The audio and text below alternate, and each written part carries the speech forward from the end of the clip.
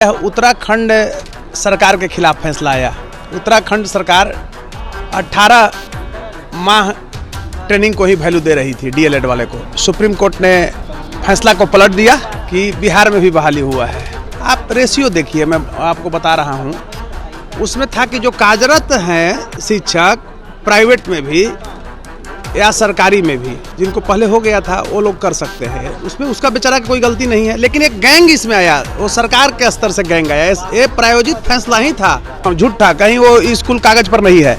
और डुप्लीकेट शिक्षक बहाल एक विद्यालय से ये लोग 30-30 शिक्षक का दे दिया है और डीएलएड करा दिया 18 माह का। सबसे पहले समझिए, किसी सुप्रीम कोर्ट का फैसला किसी एक स्टेट का नहीं होता है, वो सर्वमान्य फैसला होता है। इसके पहले भी आप आए थे ना बीएड वाले के लिए, खूब लोग कूद रहे थे। हमने उसी दिन कह दिया था कि मेरा प्रोविजनल मतलब ये है कि कभी भी बीएड वाले की बहाली नहीं होगी। उसको करता 24 माह के तहत वो बेचारा ट्रेनिंग कर लेता। लेकिन सरकार तो अंधा है ना, जैसे इसको जितना जल्दी अपने लोगों को भरना है। क्वेश्चन करे तो सामान्य क्वेश्चन अब हो गया ना कि भाई आप 18 माह वाले वैलिड ही नहीं है, तो वो जो औपबंधिक प्रमाण पत्र है तो ज्वाइन कहाँ से करेंगे? संविधान की धज्जियां उड़ाना हुआ तो संविधान को बचाने वाला से न पूछिए जो नारा दे रहा है बिहार में कि एक बिहार में किस तरह से नंगा नृत्य करा रहे हो, ना शिक्षा छोड़ रहे हो, ना स्वास्थ्य छोड़ रहे हो, किसी भी विभाग को नहीं छोड़ रहे हो, हर जगह जर्जर बना दिया है लोग। लेकिन अब सरकार को सोचना है उसका क्या गलती है। जो शिक्षा मित्र था, ट्रेनिंग नहीं किया था, 18 माह के सरकार के निर्देशानुसार ही ने ट्रेनिंग किया और आप ट्रेनिंग करा दिए हैं, उसकी नौकरी जा रही है, बेचारा के मर जाएगा, भूखे बाल बच्चा है, विवाह शादी सबका हो गया, परिवार है, तो मर जाएगा। तो यहाँ सरकार को चाहिए कि मतलब कोई औपबंधिक व्यवस्था करे। नमस्कार, NBC 24 देख रहे हैं आप, मैं हूँ आपके साथ अभिषेक। देखिए, बीते मंगलवार को NIOS वाले डिप्लोमा धारक अभ्यर्थियों को लेकर सुप्रीम कोर्ट के द्वारा एक बड़ा फैसला आया, जहां पर यह साफ कह दिया गया कि जो NIOS वाले डिग्री धारक अभ्यर्थी हैं वो अब मान्य नहीं है। ऐसे में वो अगर एग्जाम कहीं भी जाकर देते हैं तो उनकी डिग्री कहीं ना कहीं मान्य नहीं रहेगी। ऐसे में देखा जाए तो 18 माह का ही बस डिप्लोमा होता है NIOS के द्वारा और कहीं ना कहीं अनेक जगहों पर 2 साल का होता है।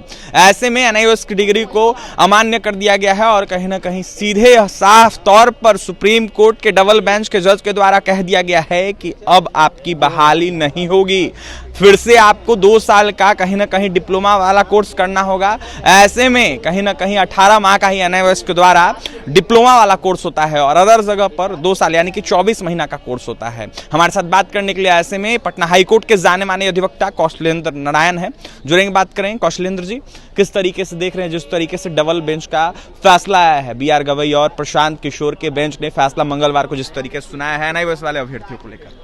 देखिए, सर्वप्रथम तो मैं धन्यवाद देता हूं कि त्वरित जो मुद्दा होता है उस पर आप बिहार वासियों को अपडेट देते हैं अपने चैनल के द्वारा, इसके लिए आभार भी प्रकट करता हूं। अब रही बात, सर्वप्रथम मैं आपको बता दूं कि यह उत्तराखंड सरकार के खिलाफ फैसला आया। उत्तराखंड सरकार 18 माह ट्रेनिंग को ही वैल्यू दे रही थी, डीएलएड वाले को। लेकिन सुप्रीम कोर्ट ने फैसला को पलट दिया और इसमें एक चीज़ मैं आपको कहना चाहूँगा कि बिहार में भी बहाली हुआ है।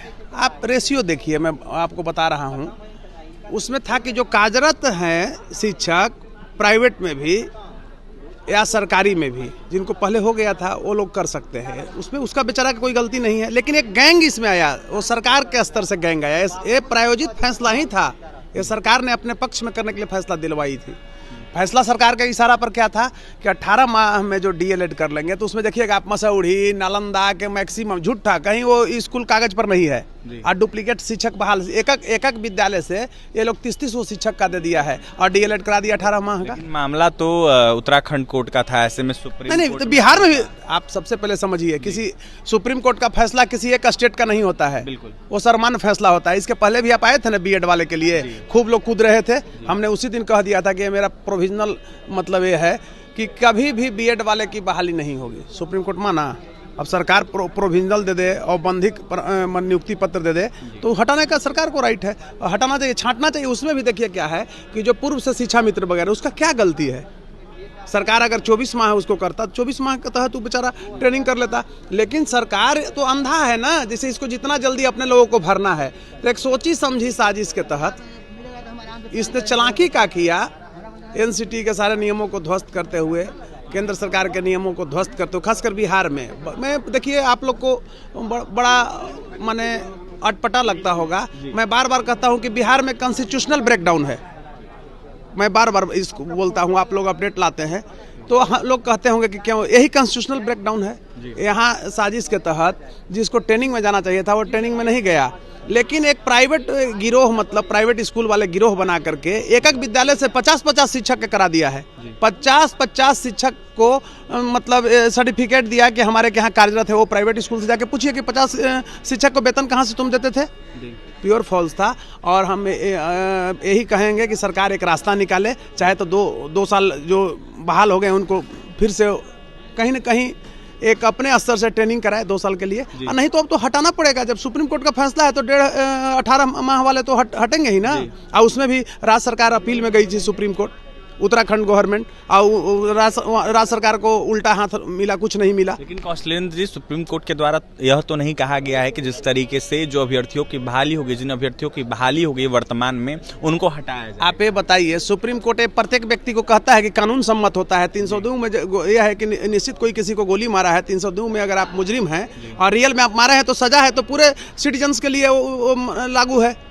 तो मैं आपको बोला ना कि बिहार में अभी देखिएगा कि पूर्ण रूपेण किसी भी विभाग में, चाहे वो स्वास्थ्य हो, हेल्थ हो, शिक्षा हो, एकदम हर जगह लूट खसोट है। यानी कॉन्स्टिट्यूशनल ब्रेकडाउन है बिहार में। कॉन्स्टिट्यूशनल ब्रेकडाउन है। मेरा स्टेटमेंट बिहार के लिए था। वर्तमान सरकार कॉन्स्टिट्यूशनल ब्रेकडाउन करा दिया है बिहार में।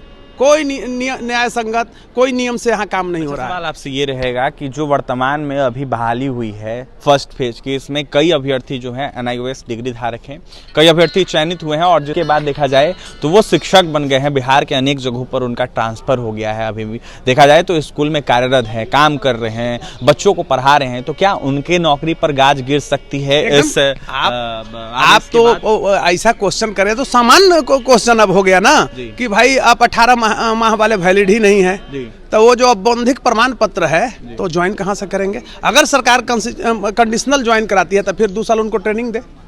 इसलिए कि अब तो 18 माह से फिर ऐसा थोड़ी होगा कि 6 माह का और करे, ऐसा कहीं होता है? वो भी तो कॉन्स्टिट्यूशनल ब्रेकडाउन हुआ, संविधान की धज्जियां उड़ाना हुआ। तो संविधान को बचाने वाला से न पूछिए जो नारा दे रहा है बिहार में कि एक बिहार में किस तरह से नंगा नृत्य करा रहे हो, ना शिक्षा छोड़ रहे हो, ना स्वास्थ्य छोड़ रहे हो, किसी भी विभाग को नहीं छोड़ रहे हो, हर जगह जर्जर बना दिया है लोग। स्वास्थ्य सेवा में भी देखिए वही स्थिति है।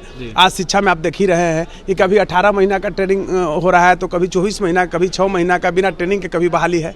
कभी बीएड वाले को मना करने के बावजूद भी सरकार औपबंधिक प्रमाण पत्र देती है, नियुक्ति पत्र देती है। पहले जो बहाली हुई होगी NIOS वाले की, वर्तमान की बात नहीं कर रहे हम, पहले की, यानी कि 2019 से पहले या फिर उसके बाद जो भी बीच में बहाली होगी, उन अभ्यर्थियों पे भी असर पड़ेगा इसका? देखिए, असर तो सब पर पड़ेगा ना, सब पे पड़ेगा। सुप्रीम कोर्ट का जब फैसला है तो असर तो सब पर पड़ेगा। लेकिन अब सरकार को सोचना है उसका क्या गलती है। जो शिक्षा मित्र था, ट्रेनिंग नहीं किया था, 18 माह के सरकार के निर्देशानुसार ही ने ट्रेनिंग किया, और आप ट्रेनिंग करा दी है, उसकी नौकरी जा रही है, बेचारा के मर जाएगा, भूखे बाल बच्चा है, विवाह शादी सबका हो गया, परिवार है, तो मर जाएगा।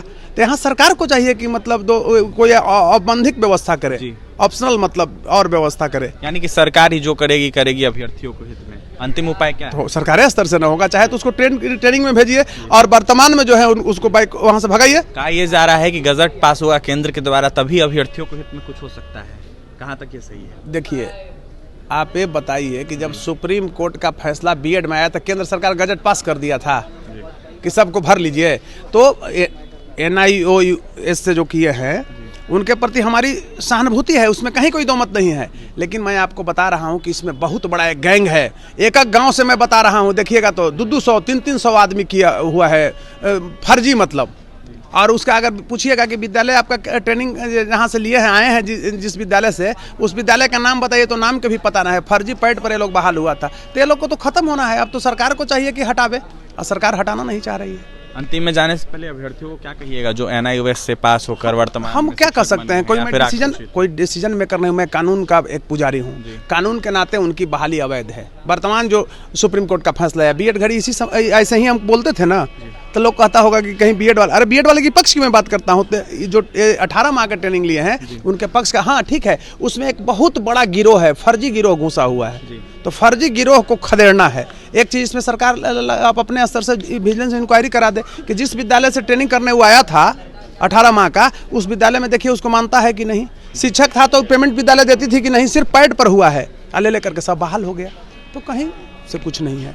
देखिए, पटना हाई कोर्ट के जाने माने अधिवक्ता डॉक्टर कौशलेंद्र नारायण थे हमारे साथ। ऐसे में जिस तरीके से सुप्रीम कोर्ट का फैसला आया है डबल बेंच का, इसको लेकर विश्लेषण कर रहे थे, तो वहीं यह कहते हुए नजर आ रहे थे कौशलेंद्र नारायण कि जो एनआईओएस वाले डिप्लोमा धारक अभ्यर्थी जो शिक्षक बन गए हैं वर्तमान में, या फिर बनने वाले हैं, या फिर देखा जाए पहले से कहीं ना कहीं जो बने हुए उन पर गाज गिर सकती है। ऐसे में सुप्रीम कोर्ट का फैसला है और सुप्रीम कोर्ट ने यह साफ कह दिया है कि जो डीएलएड यानी कि एनआईओएस से डीएलएड डिग्री धारक अभ्यर्थी हैं वो कहीं ना कहीं अब अमान्य हैं। ऐसे में उनकी बहाली नहीं होगी और वो शिक्षक नहीं बन पाएंगे, क्योंकि 18 माह का ही डिप्लोमा एनआईओएस के द्वारा करवाया जाता है और अदर जगह से करीब 2 साल का यानी कि 24 माह का कहीं ना कहीं डिप्लोमा होता है, डीएलएड होता है।